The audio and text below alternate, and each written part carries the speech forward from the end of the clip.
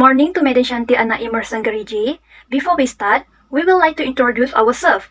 My name is EMMY Anak LOKE. I'm from class DPA5B section 2. My name is CHRISTELLA VENICE Anak Carlos Ahmad, and I'm from DPA5 section 2. Good morning, I'm Richard Edward from DPA5 section 2.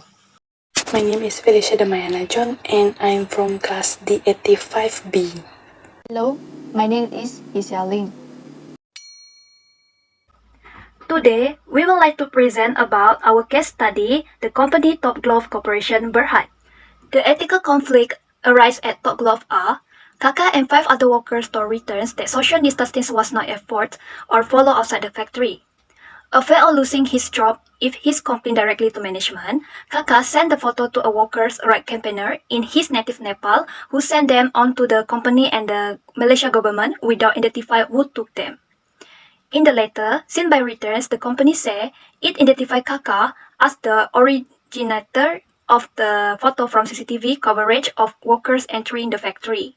There was no consistent enforcement of the rule and it was hard to maintain distancing in production areas, where they have to work closely in a group of 2 and 3 people have to work together. Hundreds of workers lining up closely to exit one of the factory in Klang using 2 fingerprint readers to mark their exits. There was no social distancing in effect and no hand sanitizer next to the fingerprint reader. The whistleblower arising at Top Glove are returns. The main threat involved in this case are, first, self-interest threat. In this case, the company financial problem may be up and down as the factory was instructed to stop operating for a while but still managed to continue after. Second, intimidation threat.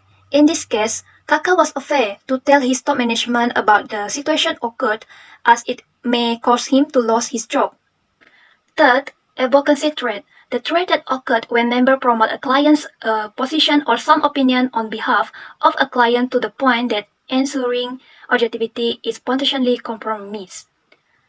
That's all from me. Now, I will pass to the next presenter to continue for this part 2 about main threat and safeguard that involves in this case. Thank you, Miss Annie. Now I will proceed my part, the continuations of question B, which the 4th main threats is self-review threats. This occurs when the auditor auditing his own work or work that is done by others.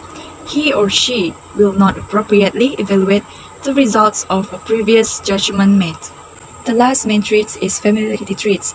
This exists if the auditor is too personally close due to a long relationship, too familiar with employees or directors of the client's company, and they tend to sympathize to the interest. In this case, routers try to talk to the top management about the situations that arise, but they act as they didn't care. Now pay attention that I will explain appropriately safeguard that can be applied. Number 1. Professional or regulatory monitoring and disciplinary procedures to avoid disobedient behavior. Top glove industry must tighten up the procedures and the laws in the industry in order to ensure everyone's safety and health.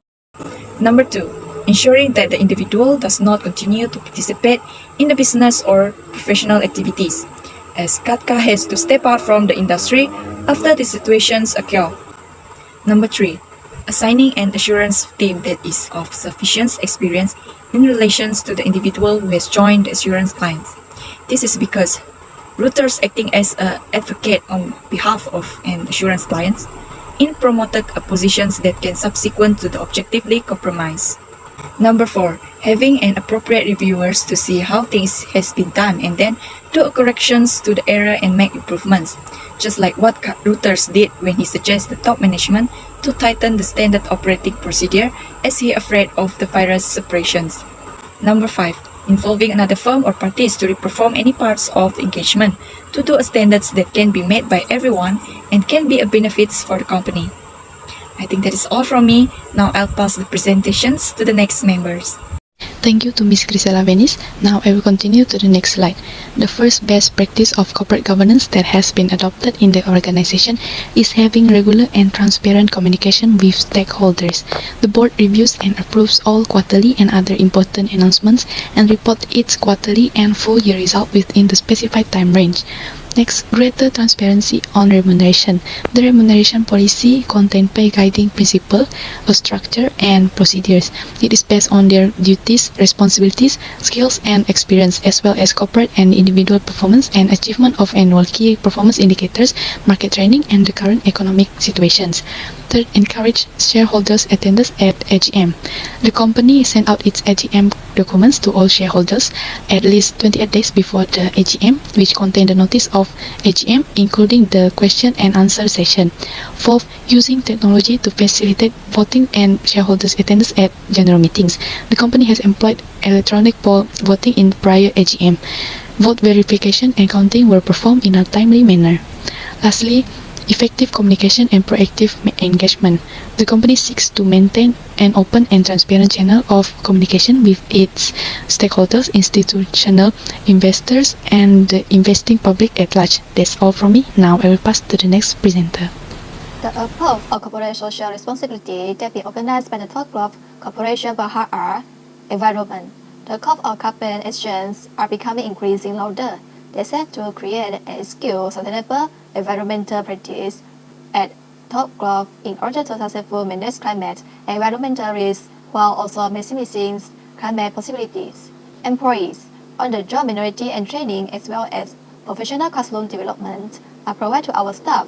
This is to guarantee that they have the skill required for their current position as well as future progress. Ethics. The Top Glove Prevention and Anti-Corruption Committee was formed to guarantee that its partners and the governments behave themselves in an ethical manner. It gives workers and the general public a way to report any fraudulent activity inside the corporation. Community. It is both a duty and privilege to carry out their business responsibility. Talk of a community examine their approach of corporate responsibility and challenging themselves to contribute more in the spirit of continuous development to ensure that they are able to address requirements as they arise. Human rights and labor management relations.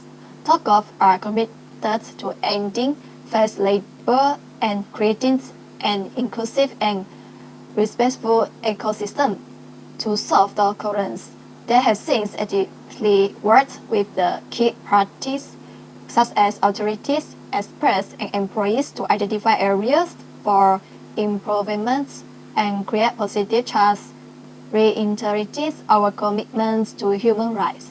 Thank you, Missy. So I will continue to the next slide.